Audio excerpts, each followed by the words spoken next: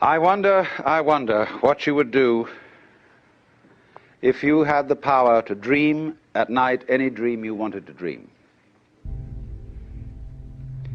And you would, of course, be able to alter your time sense and slip, say, 75 years of subjective time into 8 hours of sleep.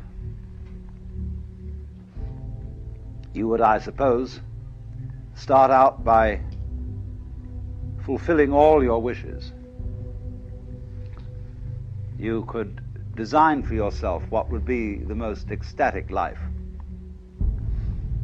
Love affairs, banquets, dancing girls, wonderful journeys, gardens, music beyond belief.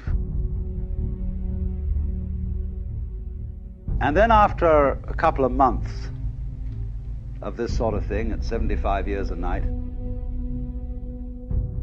you would be getting a little taste for something different. And you would move over to an adventurous dimension where there were sudden dangers involved and the thrill of dealing with dangers.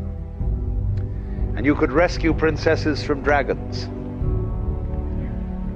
and go on dangerous journeys, make wonderful explosions and blow them up, eventually get into contest with enemies.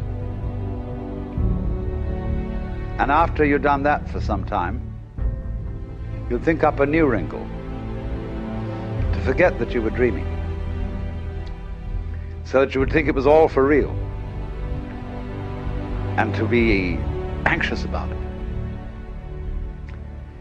because it'd be so great when you woke up. And then you'd say, well, like children who dare each other on things, how far out could you get? What could you take?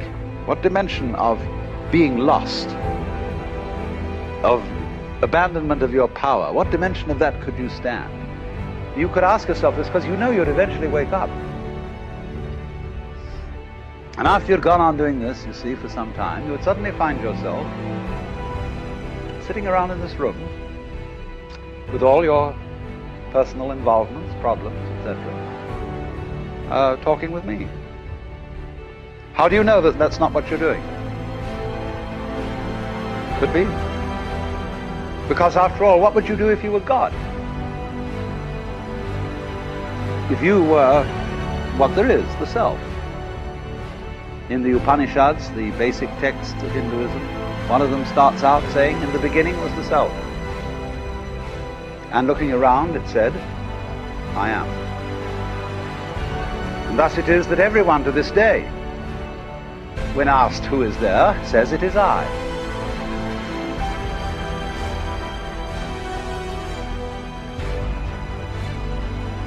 If you were God,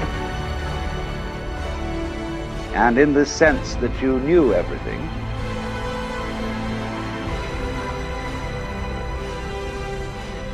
you would be bored.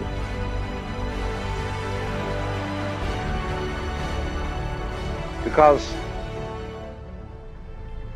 if, looking at it from another way, we push technology to its furthest possible development, and we had, instead of a dial telephone on one's desk, a more complex system of buttons, and one touch would give you anything you wanted, Aladdin's lamp, you would eventually have to introduce a button labeled surprise.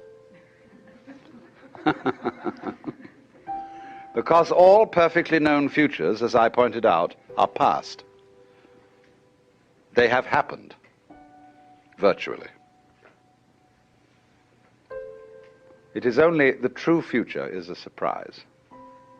So if you were God, you would say to yourself, man, get lost.